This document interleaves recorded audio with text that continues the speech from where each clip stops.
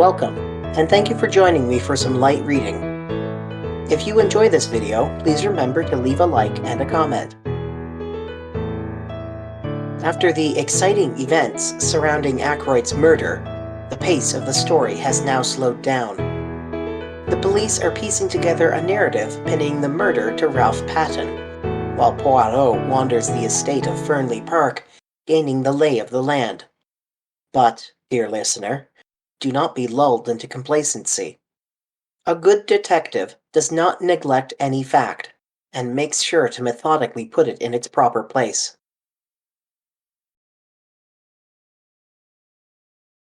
Chapter 9. The Goldfish Pond. We walked back to the house together. There was no sign of the inspector.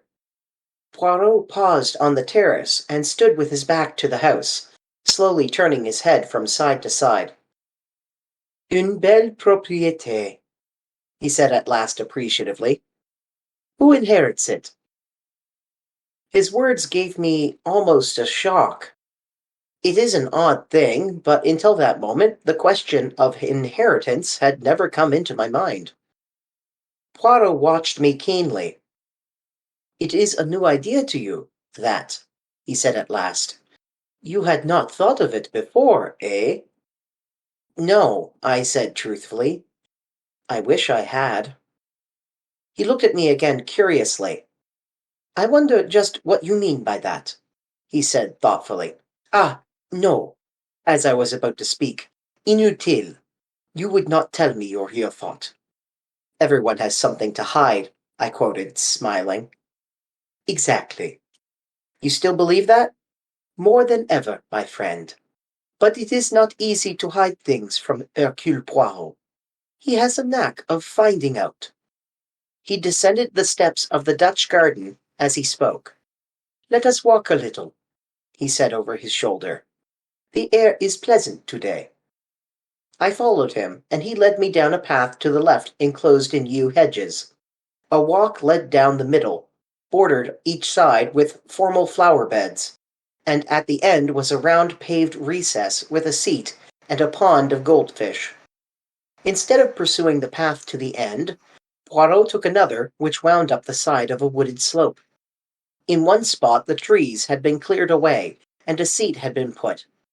Sitting there, one had a splendid view over the countryside, and one looked down right on the paved recess and the goldfish pond. "England is very beautiful," said Poirot, his eyes straying over the prospect. Then he smiled. "And so are English girls," he said in a lower tone. "Hush, my friend, and look at the pretty picture below us." It was then that I saw Flora. She was moving along the path we had just left, and she was humming a little snatch of song. Her step was more dancing than walking, and in spite of her black dress, there was nothing but joy in her whole attitude. She gave a sudden pirouette on her toes, and her black draperies swung out. At the same time, she flung her head back and laughed outright. As she did so, a man stepped out from the trees. It was Hector Blunt. The girl started. Her expression changed a little. "How you startled me! I didn't see you." Blunt said nothing, but stood looking at her for a minute or two in silence. "What I like about you," said Flora with a touch of malice, "is your cheery conversation." I fancy at that Blunt reddened under his tan. His voice, when he spoke, sounded different. It had a curious sort of humility in it. "Never was much of a fellow for talking. Not even when I was young." "That was a very long time ago, I suppose," said Flora gravely. I caught the undercurrent of laughter in her voice, but I don't think Blunt did. "Yes," he said simply, "it was." "How does it feel to be Methuselah?" asked Flora. This time the laughter was more apparent, but Blunt was following out an idea of his own. "Remember the Johnny who sold his soul to the devil in return for being made young again? There's an opera about it." "Faust, you mean?" "That's the beggar. Brahm's story. Some of us would do it if we could." "Anyone would think you were creaking at the joints to hear you talk," cried Flora, half vexed, half amused. Blunt said nothing for a minute or two. Then he looked away from Flora into the middle distance and observed to an adjacent tree trunk that it was about time he got back to Africa. "Are you going on another expedition shooting things?" "Expect so. Usually do, you know. Shoot things, I mean." "You shot that head in the hall, didn't you?" Blunt nodded. Then he jerked out, going rather red as he did so. "Care for some decent skins any time? If so, I could get 'em for you." "Oh, please do," cried Flora. "Will you really? You won't forget." "I shan't forget," said Hector Blunt. He added, in a sudden burst of communicativeness, "Time I went. I'm no good in this sort of life. Haven't got the manners for it. I'm a rough fellow, no use in society. Never remember the things one's expected to say. Yes, time I went." "But you're not going at once," cried Flora. "Not not while we're all in this trouble. Oh, please, if you go—" She turned away a little. "You want me to stay?" asked Blunt. He spoke deliberately but quite simply. "We all—" "I mean you, personally," said Blunt, with directness. Flora turned slowly back and again and met his eyes. "I want you to stay," she said, if that makes any difference." "It makes all the difference," said Blunt. There was a moment's silence. They sat down on the stone seat by the goldfish pond. It seemed as though neither of them knew quite what to say next. It's it's such a lovely morning," said Flora at last. "You know, I can't help feeling happy, in spite of everything. That's awful, I suppose." "Quite natural," said Blunt. "Never saw your uncle until 2 years ago, did you? Can't be expected to grieve very much. Much better to have no humbug about it." "There's something awfully consoling about you," said Flora. "You make things so simple."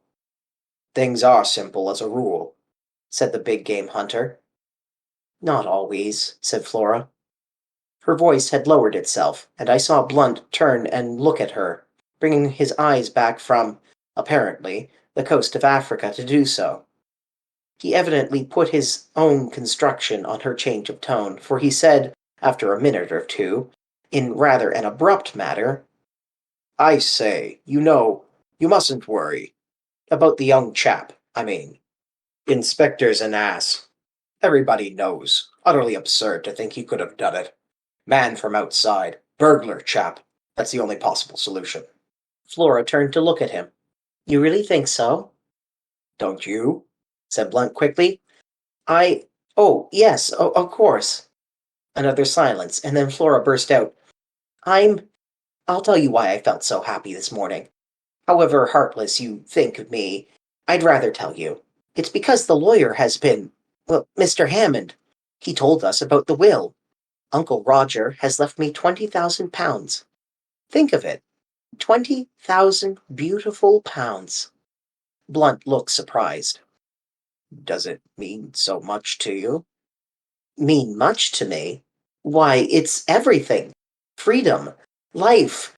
No more scheming and scraping and lying." "Lying," said Blunt, sharply interrupting. Flora seemed taken aback for a minute. You know what I mean," she said uncertainly. "Pretending to be thankful for all the nasty cast-off rich relations give you. Last year's coats and skirts and hats." "I don't know much about ladies' clothes. Should have said you were always very well turned out." "It cost me something, though," said Flora in a low voice. "Don't let's talk of horrid things. I'm so happy. I'm free. Free to do what I like. Free not to—" She stopped suddenly. "Not to what?" asked Blunt quickly. "Forget it now. Nothing important." Blunt had a stick in his hand, and he thrust it into the pond, poking at something. "What are you doing, Major Blunt?" "There's something bright down there. Wondered what it was. Looks like a gold brooch. Now I've stirred up the mud and it's gone." "Perhaps it's a crown," suggested Flora, "like the one Melisande found in the water." "Melisande," said Blunt reflectively. "She's in an opera, isn't she?" "Yes, you seem to know a lot about operas." People take me sometimes, said Blunt sadly. Funny idea of pleasure. Worse racket than the natives make with their tom-toms. Flora laughed. I remember Melisande, continued Blunt. Married an old chap, old enough to be your father. He threw a piece of flint into the goldfish pond. Then, with a change of manner, he turned to Flora. Miss Ackroyd, can I do anything? About Patton, I mean. I know how dreadfully anxious you must be. Thank you, said Flora in a cold voice. There is really nothing to be done. Ralph will be all right. I've got a hold of the most wonderful detective in the world, and he's going to find out all about it. For some time I felt uneasy as to our position. We were not exactly eavesdropping, since the two in the garden below had only to lift their heads to see us. Nevertheless, I should have drawn attention to our presence before now, had not my companion put a warning pressure on my arm. Clearly, he wished me to remain silent. But now he rose briskly to his feet, clearing his throat. I demand pardon, he cried. I cannot allow mademoiselle thus extravagantly to compliment me and not draw attention to my presence. They say the listener hears no good of himself, but that is not the case of this time. To spare my blushes, I must join you and apologize. He hurried down the path with me, close behind him, and joined the others by the pond. This is Mr. Hercule Poirot, said Flora. I expect you've heard of him. Poirot bowed. I know Major Blunt by reputation, he said politely. I'm glad to have encountered you, monsieur. I am in need of some information that you can give me. Blunt looked at him inquiringly. When did you last see Mr. Ackroyd alive? At dinner. And you neither saw nor heard anything of him after that? Didn't see him. Heard his voice. How was that? I strolled out on the terrace. Pardon me, what time was that? About 9:30. I was walking up and down smoking in front of the drawing-room window. I heard Ackroyd talking in his study. Poirot stopped and removed a microscopic weed. Surely you couldn't hear voices in the study from that part of the terrace, he murmured. He was not looking at Blunt, but I was, and to my intense surprise I saw the latter flush. Went as far as the corner, he explained unwillingly. Ah, indeed? Said Poirot. In the mildest manner he conveyed the impression that more was needed. I thought I saw a woman disappearing into the bushes. Just a gleam of white, you know. Must have been mistaken. It was while I was standing at the corner of the terrace that I heard Ackroyd's voice speaking to that secretary of his. Speaking to Monsieur Geoffrey Raymond? Yes, that's what I supposed at the time. Seems I was wrong. Monsieur Ackroyd didn't address him by name? Oh, no. Then, if I may ask, why did you think... Blunt explained laboriously. Took it for granted that it would be Raymond, because he had said just before I came out that he was taking some papers to Ackroyd. Never thought of it being anybody else. Can you remember what the words you heard were? Afraid I can't. Something quite ordinary and unimportant. Only caught a scrap of it. I was thinking of something else at the time. It is of no importance, murmured Poirot. Did you move a chair back against the wall when you went into the study after the body was discovered? Chair? No. Why should I? Poirot shrugged his shoulders, but did not answer. He turned to Flora. There is one thing I should like to know from you, mademoiselle. When you were examining the things in the silver table with Dr. Shepherd, was the dagger in its place, or was it not? Flora's chin shot up. Inspector Raglan has been asking me that, she said resentfully. I've told him, and I'll tell you. I'm perfectly certain the dagger was not there. He thinks it was, and that Ralph sneaked it later in the evening, and he doesn't believe me. He thinks I'm saying it to shield Ralph. And you aren't? I asked gravely. Flora stamped her foot. You too, Dr. Shepherd? Oh, it's too bad. Poirot tactfully made a diversion. It is true what I heard you say, Major Blunt. There is something that glitters in this pond. Let us see if I can reach it. He knelt down by the pond, baring his arm to the elbow, and lowered it very slowly, so as to not disturb the bottom of the pond. But in spite of all his precautions, the mud eddied and swirled, and he was forced to withdraw his hand out again empty-handed. He gazed ruefully at the mud upon his arm. I offered him my handkerchief, which he accepted with fervent protestations of thanks. Blunt looked at his watch. "Nearly lunchtime," he said. "We better be getting back to the house." "You will lunch with us, Mr. Poirot?" asked Flora. "I should like you to meet my mother. She is very fond of Ralph." The little man bowed. "I shall be delighted, mademoiselle." "And you will stay too, won't you, Dr. Shepherd?" I hesitated. "Oh, do." I wanted to, so I accepted the invitation without further ceremony. We set out toward the house, Flora and Blunt walking ahead. "What hair!" said Poirot to me in low tone, and nodding towards Flora. "The real gold. They will make a pretty couple. She and the dark, handsome Captain Patten, will they not?" I looked at him inquiringly, but he began to fuss about a few microscopic drops of water on his coat sleeve. The man reminded me in some ways of a cat. His green eyes and his finicking habits. "And all for nothing, too," I said sympathetically. "I wonder what was in the pond." "Would you like to see?" said Poirot. I stared at him. He nodded. "My good friend," he said gently and reproachfully, "Hercule Poirot does not run the risk of disarranging his costume without being sure of attaining his object. To do so would be ridiculous and absurd. I am never ridiculous." "But you brought your hand out empty," I objected. "There are times when it is necessary to have discretion. Do you tell your patients everything? Everything, doctor? I think not. Nor do you tell your excellent sister everything either, is it not so? Before showing my empty hand, I dropped what it contained in my other hand. You shall see what that was." He held out his left hand, palm open. On it lay a little circlet of gold, a woman's wedding ring. I took it from him. "Look inside," commanded Poirot. I did so. Inside was an inscription in fine writing. "From R. March 13th. I looked at Poirot, but he was busy inspecting his appearance in a tiny pocket glass. He paid particular attention to his mustaches, and none at all to me. I saw that he did not intend to be communicative. Laura Ackroyd is tired of lying.